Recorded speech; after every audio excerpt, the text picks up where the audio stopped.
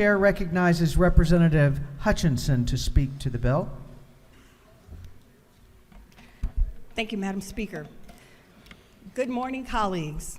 I know that probably what you want to talk about this morning is hemp, but I wanted to get up here so that we can have an honest conversation about this.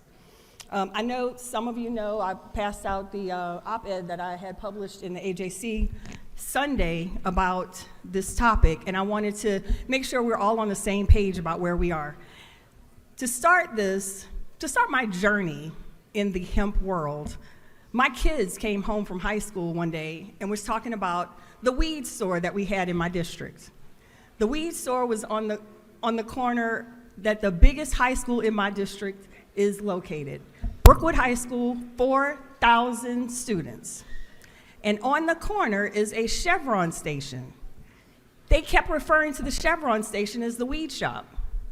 I said, I've got to go see what y'all are talking about. I go in, they took all the drinks out, all the chips. It was all hemp products, Delta 8, Delta 9. And if you're familiar, you know that Delta 9 is what we have as illegal weed. Delta 9, when you see it, is illegal weed. It was in the store, broadly advertised, Delta 9. I brought those products to our solicitor in Gwinnett County. We had a long conversation. I said, I know the law, and I'm pretty sure this is illegal. And he said, I think you're right. Let me call the GBI. He called the GBI. The GBI said they don't test small quantities, only large quantities that are being imported by the kilo into the country. So yes, he agreed with me. It was likely illegal, but there was no way to test it. There's no way to know for sure. You can't tell by looking. You can't tell by smelling. You can't tell by how somebody tests on a marijuana exam, because you don't know if it's Delta 8, which is legal, or Delta 9, which is not. So where are we? I have a high school with 4,000 kids, and these products who are stronger than what we've laid out as a legislature available for purchase on the corner at the gas station. Now, back up a little bit. When I was working for DFAX in the 90s, I worked a split shift. I either worked 4 to 12 or midnight to 8. I've never slept the same since. I have been an insomniac since that day. So when all of these hemp products are available, and I see some of them are labeled for sleep, I was like, this could be interesting. So I tried them, and let me tell you, that was the best sleep I've had in years. Years! Now, I said this was gonna be an honest conversation. I think Whip Park probably just had a heart attack when I said that. But I was prescribed a narcotic to sleep in my 20s. I've been on the same narcotic, the same strength, which was the strongest strength allowable. I started taking those gummies. I was on Groupon one day, and I saw where you can buy a medical marijuana card for Georgia on Groupon for $84. So I bought the Groupon, and I talked to the doctor, and he said, so, you have PTSD? I was like, I don't know, do I? He said, yes, and I can approve you for a card, $84 on Groupon. But the bright side to this story is, with my Groupon medical marijuana card and my physician, I am no longer on that narcotic. I shop at our legal dispensaries, and I am no longer at all on that narcotic.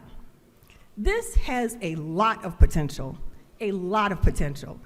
But when you can go to the grocery store and buy Funyuns that are laced with marijuana, hence the picture on the wall that I took at a local smoke shop close walking distance from here, you can see Doritos, Funyuns, Captain Crunch. This is all marijuana products. These do not need a license. You don't need a medical marijuana card. And let me tell you, as a customer of both, those are way stronger than what you get at the dispensary for a lot more money. If I'm going to jail, they're going to jail. Me and Frito-Lay, too. So my message today is, if we can go to any gas station and buy this, And our kids can go to any gas station and buy this. We needed this bill yesterday. We need a lot more. I suspect that if we can get this at most gas stations in the area, we do not have the resources to clean this up.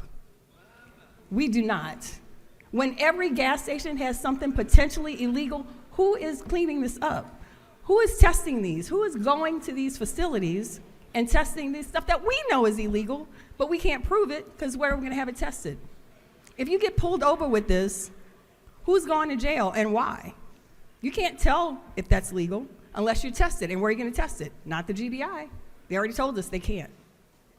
So where are we now? How are we going to get the resources to clean this mess up? Because let me tell you, your kids, I showed some of these products to the people in the room, and no one can tell the difference between something that was laced in marijuana and a regular Frito-Lay product. I suspect that we're going to have to regulate this much more. I think that it would be smart for us to tax it so that we can get the income to make all of the products that are available in Georgia legal and tested. And I know when I use them, I know what I'm ingesting, because right now we just don't. Those are my remarks. Hopefully I kept you awake, and let's have a great day, and I yield the well.